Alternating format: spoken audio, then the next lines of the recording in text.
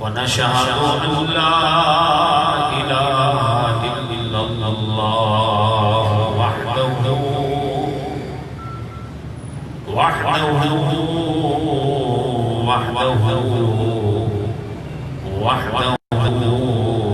لا شريك له ونشهد أن سيدنا وسندنا ومولانا وملجانا ومأوانا وأعلانا ومولانا محمدا عبده ورسوله أما بعد فأعوذ بالله من الشيطان الرجيم بسم الله الرحمن الرحيم وأتموا الحج والعمرة لله قال الله تبارك وتعالى في مقام آخر ما كان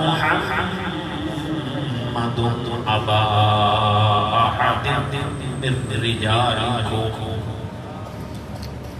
ولكن رسول الله وخاتم النبيين وكان الله بكل شيء عليما آمنت بالله صدق الله العلي العظيم وصدق رسوله النبي الكريم الأمين ونحن على ذلك لمن الشاهدين والشاكرين والحمد لله رب العالمين. تمام حضرات بڑی بڑی محبت و مودت کے ساتھ اس بارگاہ کسبنا میں درود و سلام کا نذرانہ پیش فرمائیں کہ جس کے اوپر خود خالق کائنات درود بھیجتا ہے. بڑی محبت سے الصلاۃ والسلام علیکہ یا رسول اللہ، الصلاۃ والسلام علیکہ یا حبیب اللہ، الصلاۃ والسلام علیکہ یا رحمۃ للعالمین وعلی آلک واصحابک یا شفیع المذنبین.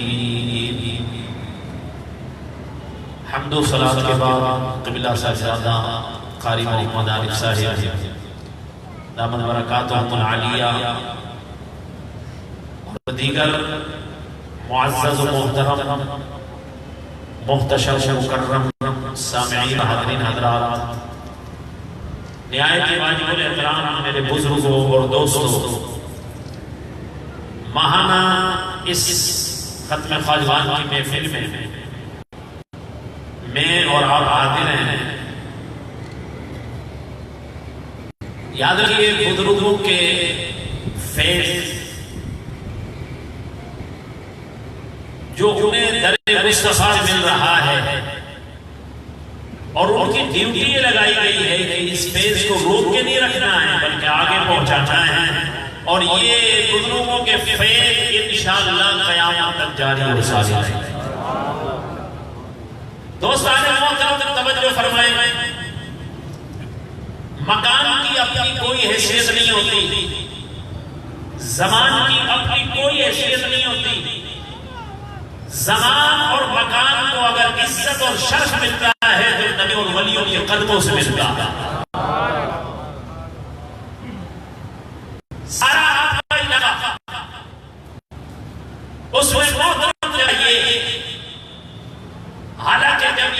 مدنی ٹاؤن بن رہا تھا، کھیتی باڑی ہوتی تھی، کوئی مجھے آپ کو پتا نہیں تھا، لیکن اللہ کو پتا تھا کہ جہاں اللہ کے خلیل نے جو خانہ کعبہ سے تعمیر سے بچی ہوئی کنکریاں اٹھا کر جو پھینکی نا، تو ساری دنیا میں وہ کنکریاں پھینکی، اور جہاں جہاں وہ کنکریاں پڑی وہاں وہاں رب کا گھر تعمیر ہو گیا۔ آپ کہیں گے کہ صاحب میرے قریب ہو جاتا ہے، یتقرب الیہ بالنوافل، جب نوافل کے ذریعے میرا بندہ میرے قریب ہو جاتا ہے، اور یہ بخاری کی حدیث ہے، فَأَعْبَدْتُهُ حَتَّى أَعْبَدْتُهُ فَأَعْبَدْتُهُ فَقُلْتُ سَمْعَهُ الَّذِي يَسْمَعُ بِهِ وَبَصَرَهُ الَّذِي يُبْصِرُ بِهِ وَيَدَهُ الَّتِي يَبْطِشُ بِهَا وَرِجْلَهُ الَّتِي يَمْشِي بِهَا۔ فرمایا جب میرا بندہ میرے قریب ہو جاتا ہے تو پھر میں اسے شان عطا فرماتا ہوں۔ عزیزہ کا فائدہ کیا ہوا؟ بظاہر ہاتھ کے، بظاہر ہاتھ اس کے، جائز نہیں ہے نعرہ تکبیر، آگے فرمایا وَيَدَهُ الَّتِي يَبْطِشُ بِهَا، میں اس کے ہاتھ بن جاتا ہوں جن سے وہ پکڑتا ہے، وَرِجْلَهُ الَّتِي يَمْشِي بِهَا، میں اس کے پاؤں بن جاتا ہوں جن سے وہ دیکھتا ہے۔ علامہ جلال الدین سیوطی رحمۃ اللہ تعالی علیہ اپنی کتاب تفسیر اتقان الاتقان میں جو انہوں نے قرآن کی تفسیر لکھی، اس کے متعلق فرمایا اس کا یہ مطلب نہیں کہ اللہ تعالیٰ اس کو حلول کر گیا، ہم اس عقیدے سے، ہم اس عقیدے کے نہیں ہیں کہ اللہ تعالیٰ کسی میں آ سکتا ہے۔ دوستان محترم، ہم تو اس عقیدے کے نہیں ہیں کہ کوئی بابا کسی میں آ سکتا ہے۔ آپ ایک اللہ کے سچے ولی کے ماننے والے ہیں، ویسے تو اللہ کے دربار میں مسجد میں بیٹھے، لیکن جو نسبت ہے وہ حضرت پیر علاؤ الدین صدیقی کی ہے۔ تو دیکھو نا، یہ اللہ کے ولیوں کے جو درباروں میں آتا ہے ان سے فیض حاصل کرتا ہے۔ تو ہم کسی جاہل کی بات نہیں کر رہے، ہم ایک عالم پیر کی جن کو دنیا علاؤ الدین صدیقی کے نام سے یاد ہے، اور جن کا فیض دنیا میں پہنچا، نور ٹیلی ویژن سے ہم نے انہیں دیکھا، اور ان کا مسئلہ پڑھنے کا انداز سبحان اللہ آج بھی کانوں میں رس بول رہا، کیوں بزرگوں کی باتیں ہیں، بزرگوں کی باتیں سمجھانے کا انداز بھی کچھ اور ہوتا ہے، وہ مٹھاس، وہ لذت، وہ حلاوت، لاکھ نصیحتیں کارگر نہیں ہوتی، اللہ کے ولی کی ایک بات دل میں بیٹھ جاتی ہے۔ عزیزان محترم، میں واقعہ میرے ذہن میں آ گیا، ولی کی بات چل رہی ہے، ایک شخص آیا، وہ کہتا ہے کہ مجھ سے گناہ نہیں چھوٹتے، گناہوں کی لت پڑی ہوئی ہے، مجھے آپ گناہ کرنے کی اجازت دے دیں، کچھ تو جو ہے وہ اجازت دے دیں۔ اب اللہ کے ولی کے سمجھانے کا انداز دیتے ہیں، یہی پیارا انداز خدا کی قسم ہم نے سنا، یہی پیر علاؤ الدین صدیقی کا اتنا میٹھا انداز جو دل میں اتر جائے۔ وہ اللہ کے ولی کے پاس جب ایک شخص آیا کہنے لگا مجھے جو ہے وہ گناہ کی اجازت دی جائے۔ اچھا میں تجھے گناہ کی اجازت دیتا ہوں، گناہ کر، میں نے تیری بات مان لی تو میری بات مان لی۔ وہ بڑا خوش ہو گیا، گناہ کی اجازت مل گئی، کہ جو چاہے کر، جو چاہے گناہ کر، اجازت مل گئی، میں نے تیری بات مان لی، میں نے تجھے اجازت دی، لیکن ایک بات میری مان لے، رب کی زمین سے کہیں اور چلا جائے، رب کی زمین سے کہیں اور چلا جائے، پہلی بات۔ دوسری بات، ایسی جگہ چلا جائے جہاں تیرا رب تجھے نہ دیکھے۔ اور وہ شخص بڑا حیران ہوا، ہاں مسلمان، کہنے لگا کیسی بات کر رہے ہیں، کون سی ایسی جگہ ہے کہ جہاں مجھے میرا رب نہیں دیکھ رہا؟ آپ نے فرمایا پھر تجھے گناہ کرتے ہوئے شرم نہیں آتی؟ اپنا تیرا باپ جہاں تجھے دیکھ رہا ہو کیا تم وہاں گناہ کر لے گا؟ کہنے لگا نہیں۔ تو میں وہ آپ نے فرمایا پھر یہ کیسے ہو سکتا ہے کہ تیرا رب تجھے دیکھ رہا ہو تو گناہ میں لگا ہوا ہو؟ اس کے دماغ میں بیٹھ کے کہا پھر ایسا کر، اللہ کی زمین سے کہیں اور چلا جائے. اس نے کہا جہاں بھی جاؤں گا اللہ کی زمین نہیں ہوگی, اللہ کی ملکیت ہوگی. فرمایا پھر تجھے شرم نہیں آتی؟ جس کی زمین پر رہتا اسی کی نافرمانی کرتا, جس کا رزق کھاتا اسی کی نافرمانی کرتا. یہ بزرگوں کی نصیحت ایسے دل میں بیٹھی, حضرت کے سامنے وعدہ کیا حضرت دوبارہ گناہ کا ارادہ بھی نہیں کروں گا. یہ اللہ کے ولیوں کی نصیحت ہوتی ہے. عزیزان محترم, میں ایک بات عرض کر رہا ہوں کہ دیکھیے یہ زمان اور یہ مکان, اس کو جو شرف اور عزت ملی ہے نا, یہ اللہ کے ولیوں کے, اللہ کے نبیوں کے قدموں کی برکت سے ملی. نہ کوئی جگہ بذات خود محترم تھی, جس طرح میں نے مسجد کی مثال دی, پورا آبادی ڈاؤن کھیتی باڑی ہوتی تھی, پھر یہاں پلاٹیں ہوئی, لوگوں کے گھر بنے. اب جہاں ایک عام آدمی کا گھر بنا, چاہے وہ کتنا ہی مالدار کھانا سے ہی, وہ گھر اپنی جگہ بڑا ہائی فائی, بڑا ٹائل ماربل کا بنا ہوا, بڑا خوبصورت بنا ہوا. ایمان والوں دل سے بچانا, وہ ہائی فائی بنگلے نما گھر زیادہ عزت والا ہے, یہ گھر عزت والا. تو پتا چلا زمین کی اپنی اہمیت نہیں ہوتی. جس زمین پر اللہ کا گھر بن جائے, اللہ کے ولی مدار بن جائے, اللہ والوں کے قدم پڑ جائے, وہ جگہ عزت پا جاتی ہے. میں مثال اس طرح دیتا ہوں, ایک گھر ہے, وہاں ایک طبعی فرشتہ تھی, وہاں ایک ایسا آدمی رہتا ہے جو شر پسند ہے, بدماش ہے, غنڈہ ہے, لوگ اس کے شر سے بچنا چاہتے ہیں, لوگ اسے ڈرتے ہیں. ایمانداری سے بتائیے اس گھر سے بھی اور مکان کی اپنی عزت نہیں ہوتی. یاد رکھو, مکان والے سے مکان کی عزت ہے. آپ ایک مکان کو سلام کر کے گزر رہے ہیں اور ایک مکان چنگڑ کے گزر رہے ہیں. کیا وجہ ہے کہ تیرے سے نیچے اترتے ہوئے بندہ کسی اور گھر کو تو سلام نہیں کرتا, یہ حضرت اپنے وہاں سامی جیلانی کو سلام کرتا وہ کیوں گزرتا؟ کے فوائد بتاؤ, ایک بانی اسلام کے فضائل بتاؤ. تم سمجھ رہے میری بات کو؟ آپ کسی کو کہتے ہیں اسلام, آپ کسی کو کہتے ہیں آپ ہمارے پیر و مرشد سے بری بن جائے. بتائیے میرا سوال اس کا ہوگا نہیں ہوگا کہ بھئی آخر آپ کے ہی پیر یا مرید کیوں کوئی خاص ہی کوئی خاص تو بتاؤ.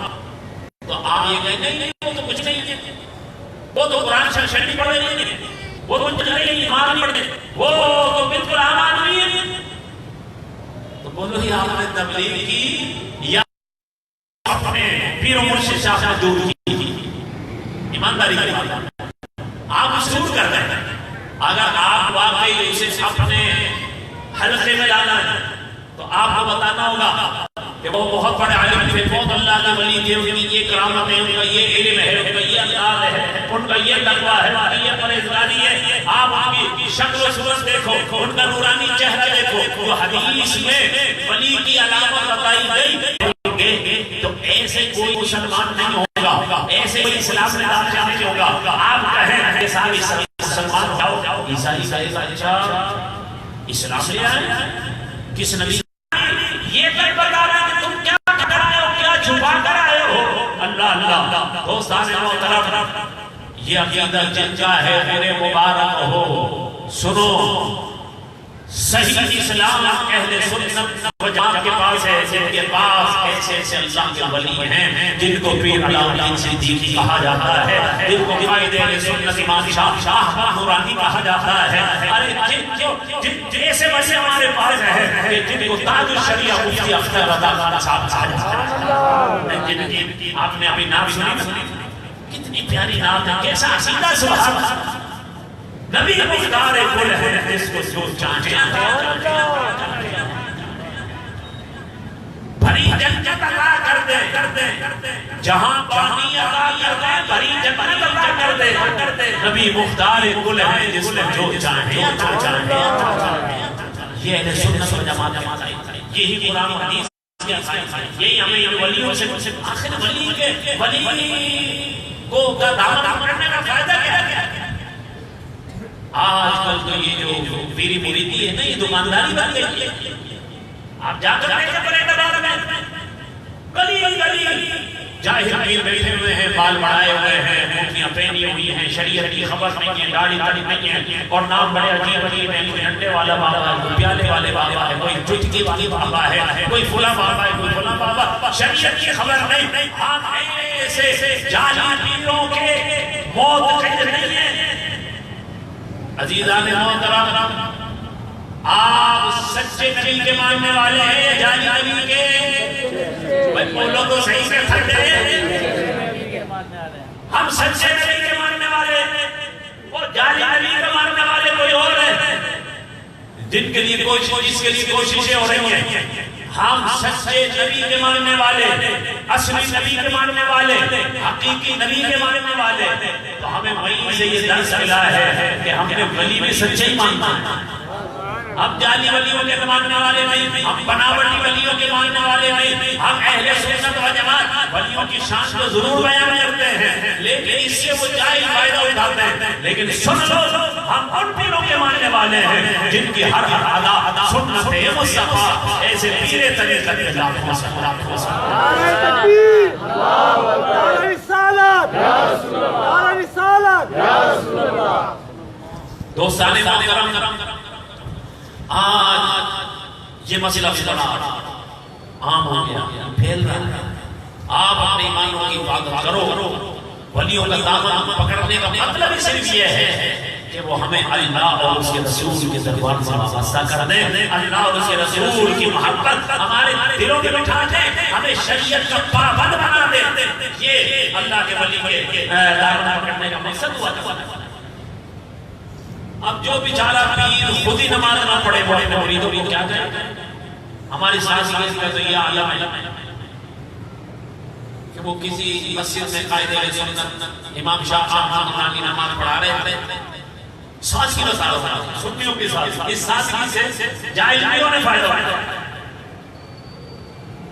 ایک مرید آیا، پیر کا مرید آیا، کہنے لگا حضرت یہ کس سے کہنا قائد رسول؟ حضرت آپ ہمارے پیر سے نہیں ملے. کہا کہاں ہے؟ کہیں ملے؟ کہنے وہ گھر پر ہے. گھر پر ہے، آپ میرے گھر پر ہے. آپ نے فرمایا نماز میں نہیں آئے، نماز بھی پڑھنا. اللہ اللہ. جب نماز کی بات آئی، اس سادگی پہ قربان جانے کا نہیں چاہتا. ہماری سرخیوں کی سادگی دیکھو، اس سے ہمارے سر سے دشمن سے فائدہ اٹھا. کہا نہیں وہ نماز نہیں پڑھنے آئے، وہ بہت پہنچے ہوئے نماز مانگ کے مدینے میں پڑھنے بہت پہنچے. یہ کس سے کہا جا رہا ہے؟ کوئی معمولی آدمی نہیں ہے، یہ علماء کا قائد ہے. ان سے کہا جا رہا ہے جو بیک وقت اللہ کے ولی بھی تھے، بیک وقت عالم بھی تھے، بیک وقت جو ہے وہ سیاستدان تھے. ان سے کہا جا رہا ہے. کہا اچھا مدینے میں نماز پڑھتے ہیں؟ کہا پھر تو کھانا بھی مدینے میں کھاتے ہوں. آپ کے پیر صاحب کھانا بھی مدینے میں کھاتے ہیں؟ نہیں، کھانا تو اپنی گھر پہ میں نے کھلایا ہوں. تو قائد اہل سنت نے فرمایا او اللہ کے بندے، کچھ تو عقل سے کام لے. کھانا تو تیری چنگیزی صاف کرے، نگانے میں تیری جیب صاف کرے، اور جب نماز کا موقع آئے، جب نماز کا وقت آئے تو وہ چرپائی پہ آرام کرنے لگے کہ حضرت صاحب مدینے پہنچ گئے اور مدینے میں نماز پڑھ رہے ہیں. یہ ہماری سازگی ہے. ہم ایسے جعلی پیروں کے ماننے والے نہیں، ہم ان کے ماننے والے ہیں جن کو لوگ غوث الاعظم رضی اللہ عنہ کہتے ہیں، جن کو لوگ حضرت خواجہ نواز کہتے ہیں، جن کو لوگ حضرت داتا علی حجویری کہتے ہیں، جن کو بابا فرید گنج شکر کہا جاتا ہے. دوستان محترم، یہ اسلام کی حفاظت جو ہو رہی ہے، توجہ کرو. اسلام ایسے نہیں پہنچ گیا ہمارے پاس. اگر تو یہ سمجھنا ہے کہ ہم گھر میں پیدا ہوئے، مسلمان کے گھر میں پیدا ہوئے اور ہم مسلمان نے کلمہ پڑھ لیا، کامل آزاد دے دی گئی. میں کہتا ہوں جبھی تو قدر نہیں، ہم نے قربانی اسلام کے لیے دی کیا ہے؟ اگر اسلام کے لیے قربانی دی ہوتی تو اسلام کی قدر ہوتی. اگر اسلام کی قدر پوچھنی ہے نا تو حضرت بلال حبشی سے پوچھیں، اگر اسلام کی قدر پوچھنی ہے تو حضرت عمار سے پوچھئے، حضرت یاسر سے پوچھئے، اگر اسلام کی قدر پوچھنی ہے حضرت خبیب رضی اللہ تعالیٰ عنہ سے پوچھئے۔ یہ اسلام ہمیں ایسے ہی مل گیا، اس طرح ہمیں مل گیا، اس لیے ہمیں پتہ ہی نہیں کہ اسلام ہوتا کیا۔ یقین جانیے ہم اسلام کے بنیادی عقائد سے بھی ہماری واقعیت نہیں، جو ضروریات دین ہے نا ان کا بھی ہمیں علم نہیں ہے۔ اللہ کے ولی اور یہ علماء ہمارے اس لیے محسن ہیں کہ انہوں نے ہمیں اسلام پہنچایا۔ آپ ذرا اپنے نبی کی زندگی کا مطالعہ فرمائیں۔ عزیزان محترم، آج ٹائم کس کے پاس ہے؟ آج نوجوان کے پاس ٹائم موبائل دیکھنے کا ٹائم ہے، دوستوں میں چچیری کرنے کا ٹائم ہے، ہر وقت موبائل ہاتھ میں، دنیا سے بے خبر، ایک اور ہی دنیا میں، مگر وہ اپنے موبائل میں خرافات دیکھ رہا ہے، اسے پتہ ہی نہیں میرے قریب کون بیٹھے تھے۔ اور معلومات کا یہ عالم ہے کہ ہمیں اسلام سے دور کر دیا گیا، اور یہ ذہن میں رکھ لو کہ ہمارا دشمن بڑا عیال مکار ہے، شاکر ہے، وہ ایسے اسلام سے دور نہیں کرے گا، وہ کہے گا اسلام غلط مذہب ہے، اسلام جھوٹا مذہب ہے، اسلام سے دور نہیں، وہ جانتا ہے ایسے کوئی اسلام سے دور نہیں ہوگا۔ وہ جب اسلام سے دور کرے گا آپ کو ڈائریکٹ نہیں کرے گا، وہ آپ کو علماء سے دور کرے گا، وہ آپ کو ولیوں سے دور کرے گا، اس لیے کہ جو اللہ کے ولیوں سے دور ہو گیا، جو علماء سے دور ہو گیا، وہ خود بخود اسلام سے دور ہو گیا۔ اور آج دیکھیں نوجوان نسل کا کیا حال ہے۔ میں اکثر کہتا ہوں کہ اگر میں یہاں بیٹھے ہوئے نوجوانوں سے پوچھوں نہ بچوں سے پوچھوں کہ ذرا مجھے 10 کرکٹروں کے نام بتاؤ، 10 کرکٹر، وہ جو کرکٹ کا گھوڑ سوار ہوتا ہے تو وہ کہیں گے مولوی صاحب آپ ہمارے علم کی توہین کر رہے ہیں، آپ 10 کی بات کر رہے ہیں، 100 کے نام بتا سکتے ہے یا نہیں؟ ایسا 100 کے نام بتا سکتے۔ میں پوچھوں گے 10 اداکاروں کے نام بتاؤ، 1 کروڑ کے نام بتاؤ، وہ کہے گا مولوی صاحب آپ کیا بات کر رہے ہیں، روز فلمیں دیکھتے ہیں، آپ پاکستان کے نہیں انڈیا کے پوچھو، میں انڈیا کے بتاؤں اداکار۔ اب میں اسی بچے سے اپنے پوچھوں کہ ذرا 10 خوش نصیب صحابہ کے نام بتاؤ جنہیں میرے آقا نے دنیا میں ہی جنت کا مالک بنا دیا، جنت عطا فرمایا۔ میں یقین سے کہتا ہوں کسی کو، اب بولو یہ علمیہ ہے یا نہیں؟ پھر اب کہتے ہیں یہاں میرا ہاتھ دیکھ، ادا ہو یہ بندے اپنا نامایا ہاتھ دیکھ، وہ جو ہمارے ہیروز ہیں، جو ہمارے آئیڈیل ہونے چاہیے، ان کو ہم نے اپنا آئیڈیل نہیں بنایا۔ ہمارے آئیڈیل یہ اللہ کے ولی ہیں، ہمارے آئیڈیل علماء ہیں، ہم لاوارث اور یتیم نہیں ہیں۔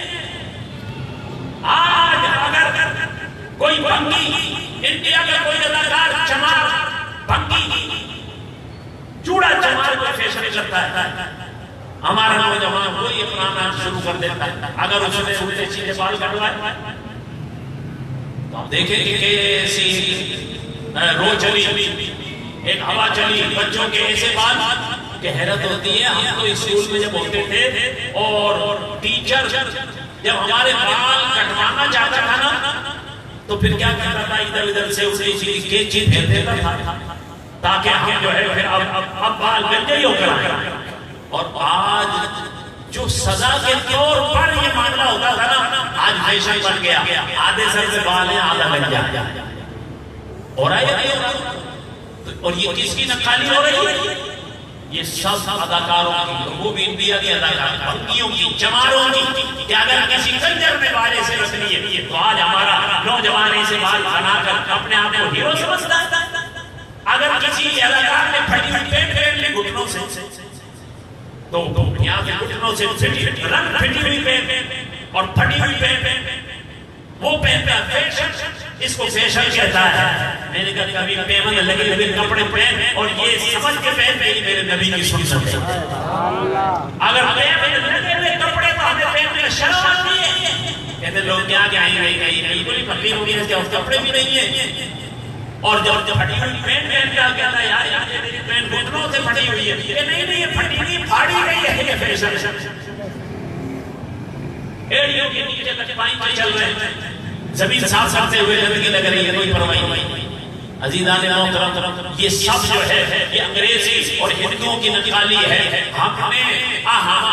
ہمارے آئین جو ہے ہمارے نبی اکرم صلی اللہ علیہ وسلم ہے، جن کے لیے قرآن نے کہا لقد کان لکم فی رسول اللہ اسوۃ حسنہ، تمہارے لیے بہترین آئین، بہترین زندگی اور تمہاری زندگی میں بہترین نمونہ میرے رسول کی ذات، ہمیں تو آپ کی جو ہے سیرت پہ عمل کرنا ہے۔ حضرات محترم، بات بات نکل گئی، میں عرض کر رہا ہوں کہ کوئی جگہ بذات خود عظمت والی نہیں ہوتی، یہ ولیوں کے قدم پڑھتے ہیں، نبیوں کے قدم پڑے تو وہ جگہ عزت والی ہو گئی۔ اب آپ دیکھو نا کہ جہاں اللہ کے ولی نے آستانہ بنا لیا، اس سے پہلے وہ جگہ ویران تھی، کوئی وہاں آنے کو تیار نہیں۔ میں ایسے ایسے مزارات اور ایسے ایسے آسانے بتاؤں کہ جو پہاڑوں پر ہیں، جہاں کوئی جانے کا تیار نہیں، لیکن جہاں اللہ کے ولی نے اپنا ڈیرا لگا دیا، اللہ تبارک و تعالیٰ نے لوگوں کے دل اس طرح سرائی فرمایا۔ اور یہ بھی جو ہے فطرت کی بات ہے، قلوب سلیمہ جو ہے نا، قلوب سلیمہ وہ اچھے لوگوں کی طرف کھنچتے ہیں، ولیوں نبیوں کی طرف کھنچتے ہیں، اور جو قلوب خبیثہ ہیں وہ کبھی بھی ولیوں اور علماء کی طرف نہیں جاتے، بلکہ وہ انہیں گالیاں دیتے ہوئے نظر آتے ہیں۔ آپ اس کی مثال سے، آپ اس کا مظاہرہ سے دیکھ سکتے ہیں کہ اگر کوئی یہاں کرکٹر آ جائے، کوئی اداکار آ جائے، ناچنے گانے والا کوئی آ جائے، تو کتنے لوگ ہوں گے جو دوڑ دوڑ کے اس کے ساتھ تصویریں بنوائیں گے، سیلفیاں بنوائیں گے، اپنے کمرے میں لگوائیں گے، اور لوگوں کو کہیں گے دیکھو میں نے فلاں اداکار کے ساتھ، میں نے فلاں ایکٹر کے ساتھ فوٹو کھنچوایا، اور بعض ہم جیسے لوگ ہوں گے وہ کہیں گے یار فیس بک پر ان کی حیثیت کیا، ناچنے گانے والے ڈھونڈ میراثی، ہمیں ان سے کیا واسطہ۔ ہاں اگر حضرت قائد اہل سنت آ جاتے، یا پیر علاؤالدین صدیقی صاحب تشریف لے آئے، یا سلطان العارفین تشریف لے آئے، اللہ اللہ، میں نے دیکھا اس دفعہ، اس سے 2 سال پہلے حضرت سلطان العارفین عمرے پہ تھے تو میں بھی عمرے پہ تھا، میں نے جیسے ہی دیکھا، اب دیکھیے یہ فطرت کی بات کر رہا ہوں، یہ قلوب سلیمہ، اللہ کا شکر ہے ادا کرو جن کو اللہ نے ایسا قلب عطا فرمایا ہے جو نیکوں کی طرف کھنچتا ہے۔ دوستان محترم، اور اگر کسی کا دل نیکوں کی طرف نہیں کھنچتا تو وہ اپنی فکر کرے، وہ ڈرے اس وقت سے جب دجال آئے گا، بعض لوگ دجال کی طرف جائیں گے، بعض لوگ حضرت عیسیٰ علیہ السلام کی طرف جائیں گے۔ کیوں جائیں گے دجال کی طرف؟ اس لیے کہ وہاں ناچ گانا ہوگا، وہاں ڈول و تاشے ہوں گے، وہاں ساری شیطانیاں ہوں گی، جو ہمیں عادت بڑی بڑی ہے وہ سب دجال کے پاس ہوگا، حضرت عیسیٰ علیہ السلام کے پاس تو رسول اللہ کا قرآن ہوگا، رسول اللہ کی حدیثیں ہوگی، وہ قرآن سنا رہے ہوں گے۔ اب جو قرآن سن کر دوڑتا ہے، جو نیک صفت نیک سیرت لوگوں کی طرف دوڑتا ہے، وہ حضرت عیسیٰ علیہ السلام کی طرف دوڑے گا، اور جو حضرت عیسیٰ علیہ السلام کی طرف دوڑ گیا اس کا بیڑا ہی پار ہے، وہ بچ گیا سارے فتنوں سے۔ اور جو آج گانے اور تاشوں کی طرف دوڑتا ہے تو وہ دجال کی طرف جائے گا، وہ کیونکہ اس کے بعد یہ ساری چیزیں ہیں۔ عزیزان محترم، جب آپ ایسے لوگوں کی طرف آپ کا دل کھنچتا ہے تو اللہ کا شکر ادا کریں کہ اللہ تبارک و تعالی نے آپ کے دل کو اس قابل بنایا۔ قرآن میں یہ بات موجود ہے، ان الذین آمنوا وعملوا الصالحات سیجعل لهم الرحمن ودا، اللہ تعالیٰ اپنے نیک بندوں کی محبت دلوں میں ڈال دیتا ہے، اور نیک بندوں کی محبت عام دلوں میں نہیں آتی۔ اللہ جس دل کو اس قابل سمجھتا ہے اسی دل میں اللہ کے ولیوں کی محبت آتی ہے۔ تو آپ اللہ کا شکر ادا کریں، جہاں اللہ کے ولی نے آسان لگا لیا، ڈیرا لگا لیا، وہیں لوگ کتنا شروع ہو گئے، آپ کو معلوم نہیں۔ ابھی مجھے کہا گیا کہ تھوڑا سا حج پر بیان کریں، الحمدللہ حج پر بیان کرنا میں اللہ کے فضل سے کوئی مشکل نہیں ہے، کیونکہ میں تو ہر سال حج کی ٹرین لیتا ہوں۔ 18 سال سے الحمدللہ ان بزرگوں کو دعا. حضرت قاری جمال الدین صاحب حالانکہ نہ میں نے ان سے پڑھا ہے نہ میں ان کے حلقہ ارادت میں شامل ہوں نہ ان کے پیر کا مرید ہوں, میں تو مفتی اختر رضا خان صاحب کا مرید ہوں, لیکن محبت ہوتی ہے, محبت ہوتی ہے. قاری صاحب کہاں ہے کہ انہوں نے اپنے حضرت سے تشریف لانے سے پہلے مجھ عاجز کو حکم دے کر میری تقریر کروائی. یہ محبت کی بات ہے. تو دوستان محترم, اللہ تعالیٰ ایسا دل آپ کو عطا فرمائے. حضرت ابراہیم علیہ السلام جہاں اپنے بیوی بچے کو چھوڑ کر گئے, حضرت کے حکم کی تعمیل کرتے ہیں اور موضوع سے نہیں ہٹا, موضوع وہی کہ قلوب سلیمہ اللہ کے نیک بندوں کی طرف کھینچنا یہ اللہ کی توفیق ہے.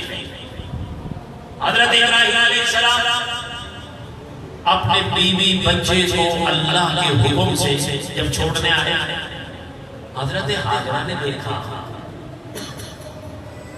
نہ کوئی یہاں انسان ہے, نہ انسان کا کوئی بچہ, نہ جانور, نہ پل پلا, نہ کوئی پانی, نہ کوئی کھانے پینے کے لیے کوئی اشیاء, کوئی سبزہ, کوئی گھر, کوئی چار دیواری کہ جہاں ہم رہے اور آپ کے آپ چھوڑ کر جا رہے ہیں.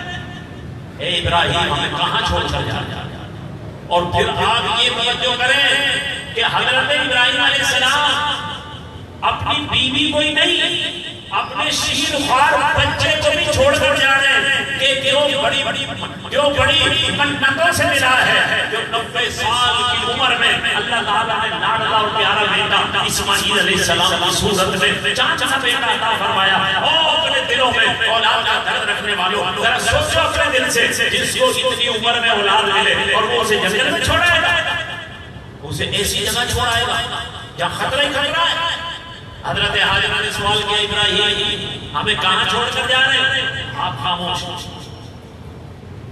دوسری مرتبہ پوچھا, ابراہیم کہاں ہمیں چھوڑ کر جا رہے ہیں؟ میں اور آزاد ہوں, میرے ساتھ یہ شیر خوار بچہ, آپ ہمیں اکیلے کہاں چھوڑ کر جا رہے ہیں؟ آپ خاموش, کوئی جواب نہیں. آخر نبی کی بیوی اور نبی کی والدہ تھی. اللہ توکل کے حد کر توکل کی حد کر دی. اللہ نے بھی پھر اپنی جماعتی کا مظاہرہ کیا. اے حاجرہ تو نے توکل کی حد کر دی ہے, اب دیکھ ہماری فیاضی, تجھے وہاں سے رزق عطا کروں گا, وہاں سے پانی عطا کروں گا جہاں مدتوں خدائی ہو تو پانی کا قطرہ نہ نکلے. ان پہاڑیوں میں سے اللہ نے اسماعیل کی پھول جیسی بیڑیاں رگڑنے سے آپ زمزم جاری فرمایا.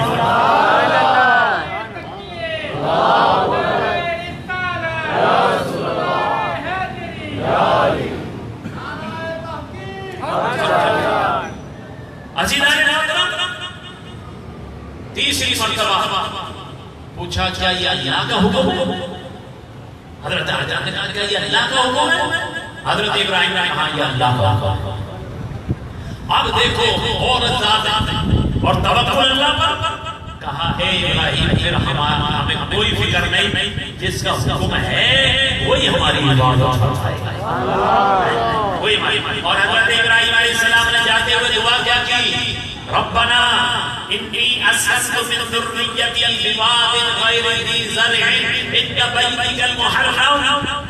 اے ہمارے رب, اللہ ترجمہ سنو ایمان تازہ ہو جائے گا.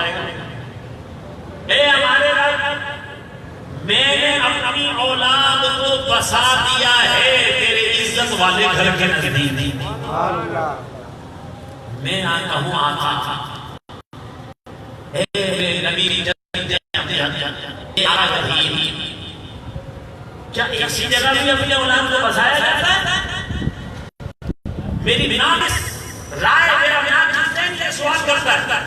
ابراہیم علیہ السلام کی خدمت میں یہ سوال پیش کرتا ہوں, میرے آقا ابراہیم جو میرے نبی ابھی کرکم کے جب ہیں, میں تو اپنے اولاد کو ایسی جگہ نہیں چھوڑ سکتا جہاں پہاڑی سلسلہ ہو, ریگستان ہو, جہاں جنگل بیابان ہو, جہاں گھاسوں کا ایک رنگا بھی پیدا نہ ہوتا ہو, جہاں پانی بھی نہیں, کوئی انسان نہیں, کوئی جانور نہیں, کوئی پرندہ نہیں, وہاں آپ اپنی بیوی کو اور دودھ پیتے بچے کو چھوڑ کر جا رہے ہیں. اللہ اور چھوڑ کر نہیں جا رہے, بلکہ کے گرد میں نے بسا دیا ہے. یہ بسانے کی جگہ نہیں ہوتی, ایسی جگہ بسانے کی جگہ نہیں ہوتی. بس بسا تو آدمی وہاں ہے جہاں رونق کی زندگی ہو, جہاں جانے پینے کی اشیاء ہو, جہاں زندگی گزارنے کے اسباب ہو. حضرت ابراہیم خلیل اللہ کی طرف سے آواز آتی ہے, اے نادان یہی تو فرق ہے تجھ میں اور مجھ میں. میں اللہ کا خلیل ہوں, اللہ کا نبی ہوں, اور اللہ تعالیٰ ایسے نبی کسی کو نہیں بنا دیتا, اللہ اسے اپنا نبی بناتا ہے جو اپنا بیٹا بھی اللہ کی راہ میں قربان کرنے کے لیے تیار ہو رہا ہے. اپنے ہاتھ سے اپنے بیٹے کے گلے پر چھری چلا. اللہ ابراہیم علیہ السلام چلے جاتے ہیں, اور ابراہیم علیہ السلام نے جو دعا کی نا, فَجْعَلْ أَفْئِدَةً مِّنَ النَّاسِ, اے اللہ لوگوں کے دل اس طرف مائل کر دے. سبحان اللہ, یہ کس کی دعا ہے؟ ابراہیم علیہ السلام کی. دوسرے مقام پر حضرت ابراہیم علیہ السلام رب کی بارگاہ میں وَإِذْ قَالَ إِبْرَاهِيمُ رَبِّ اجْعَلْ هَٰذَا بَلَدًا آمِنًا وَارْزُقْ أَهْلَهُ مِنَ الثَّمَرَاتِ. اے اللہ اس شہر کو امن والا بنا دے. یا اللہ ان کو پھلوں سے رزق عطا فرما, پھلوں کا رزق عطا فرما. جو پھل دنیا میں کہیں نہ ملے آپ مکے میں مل جائے. وہ جگہ جہاں انسان کو کیا جانور بھی نہیں, جہاں در جاتے ہوئے ارے دل جلتا تھا, کلیجہ پھٹتا تھا, وہاں اس اللہ کی بندی نے جہاں دن میں نہیں رہا جا سکتا, اس اللہ کی بندی حاضرہ نے راتیں کاٹی ہیں, وہاں راتیں کاٹی ہیں. اور پھر اللہ تعالیٰ کیسی حفاظت فرمائی ہے, سبحان اللہ, کیسا انتظام فرمایا ہے کہ جب بچہ ایڑیاں رگڑنے لگا, حضرت اسماعیل علیہ السلام ایڑیاں رگڑنے لگے. اب یہ والدہ چونکہ ماں ہے نا, ماں کی ممتا کبھی پانی کے لیے بچے کے لیے ادھر دوڑتی ہے, کبھی ادھر جاتی ہے, کبھی صفا پر, کبھی مروا. اور جب دل میں خیال آتا ہے کہ میرا بچہ نشیب میں, تو پھر آپ ادھر آ جاتی ہے. رب کو یہ توڑنے کی ادا سبحان اللہ ایسی پسند آئی, ایسی پسند آئی کہ اللہ نے حاجیوں کے لیے, عمرہ کرنے والوں کے لیے قیامت تک حضرت حاجرہ کی طرح یہاں چکر لگانا واجب فرما دیا ہے. حاجیوں نہ تمہارا عمرہ قبول, نہ تمہارا حج قبول, جب جب میری حاجرہ کی طرح, میری پیاری آدمی حاجرہ کی طرح تم یہاں چکر بھی لگاؤ گے. یا اللہ یہ چکر کاہے کے لیے؟ یہ کوئی عبادت ہے؟ اگر میں یہاں کہوں آپ یہاں سے آپ چلیں, اس کونے سے چلیں اور وہاں تک جائیں, پھر واپس آئیں, پھر واپس آئیں, آپ کہیں گے میں پاگل. اسی طرح اگر میں آپ کو کسی پہاڑی پر چڑھنے کے لیے کہوں کہ آپ فلاں پہاڑی اگر اوپر سے اتر آ جاؤ, آپ کہیں گے مولوی صاحب سے کچھ پاگل, پہاڑی پر چڑھنے کا فائدہ کیا؟ میں آپ کو ابھی تو ٹائم نہیں کیا ہوا, میں آپ کو رات کے 2 بجے کہوں کہ باہر سے ذرا کنکریاں تو بیٹھتا, باہر سے روڈ سے کنکریاں بیٹھ کے لاؤ, آپ کہیں گے میرے پاگل. جو کام آپ کی نظر میں پاگل پن ہے, اللہ تبارک و تعالی نے اپنے بندوں کی اداؤں کی وجہ سے انہی کاموں کو عبادت بنا دیا. یہ دیکھو اللہ کا کرم دیکھتے, یہ دوڑنا, یہ بھاگنا, یہ کوئی بات نہیں. لیکن میں نے پہلے کہا تھا کہ اللہ کے ولی اور نبیوں کی وجہ سے مقام کو بھی عزت ملی ہے, وقت کو بھی عزت ملی ہے. یہ فعل کوئی بات نہیں ہے. اللہ تبارک و تعالی نے جب نظر فرمائی, کرم فرمایا, اور یہ جملہ میرا یاد رکھ لینا, وہ بے نیاز بادشاہ, وہ شہنشاہ, وہ رب العزت, وہ احکم الحاکمین اگر اپنی نگاہ کرم کسی خطہ زمین پر ڈالے تو وہ رشک فردوس بن جاتی ہے, اور اگر وہی رب وہی نگاہ کرم کسی بندے پر ڈالے تو وہ رشک ملائکہ بن جاتی ہے. اللہ کے ولی جو آج, اللہ کے ولی جن کی طرف لوگ کھچے چلے جاتے ہیں, یہ کیوں؟ اس لیے کہ اللہ نے نگاہ کرم فرمائی ہوئی. قلوب سلیمہ یہاں کھچ رہے ہیں. عزیزان محترم, یہ دوڑنا بھاگنا کوئی عبادت نہیں ہے. آپ صفا سے چلے, پھر مروہ پہ آگئے, پاگل پن نہیں کوئی کیا, پھر مروہ پہ گئے, پھر واپس صفا پہ آ گئے, پھر صفا پہ آ گئے, پھر صاف چلو, پھر مروا میں چل اللہ کیا مسئلہ ہے؟ ایک چکر نہیں، دو چکر نہیں، تین نہیں، چار نہیں، پورے 7 کرنا ہے یا اللہ 6 کر لیں صحیح ہو جائے گا. فرمایا نہیں، ایک بھی کم کرو گے جب میری حاجت میں جتنے چکر کاٹے اتنے کاٹنے پڑے، اتنے کاٹے. اور جب حضرت حاجرہ چکر کاٹ رہے 7 چکر پورا ہوا، نیچے آئیں تو دیکھا کہ اسماعیل علیہ السلام کی پیاری گلاب جیسی ایڑیوں سے زمزم کا چشمہ جاری ہو گیا.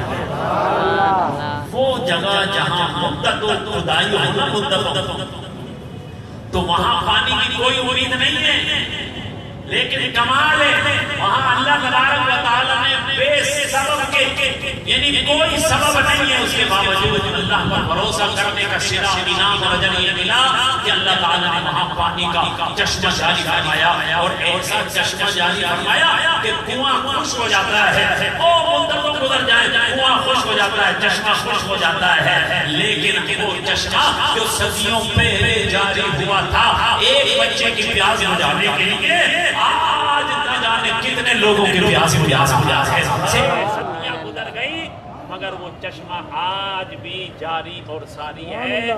یار ابھی تو تمہیں کئی دفعہ دیکھ لیا، آپ کو کوئی اور ملک دیکھوں گا، کوئی اور شہر دیکھوں گا. اللہ نے مکے اور مدینے میں ایسی کشش رکھی ہے کہ بندہ 25 مرتبہ بھی گیا ہوا ہو اور اسے 26ویں مرتبہ کہا جائے تو وہ تیار ہو جاتا ہے. یہ کشش ہے، مائل ہے. یہ اللہ نے دلوں کو مائل کر دیا، جس طرح اللہ نے ولیوں کی طرف دلوں کو ہمارے مائل کر دیا. یہ جو آج بھی لوگ ان کے آستانوں پر حاضری دے رہے ہیں نا، وجہ کیا ہے کہ یہ چشمہ روحانیت، یہ روحانیت کے چشمے جاری ہیں.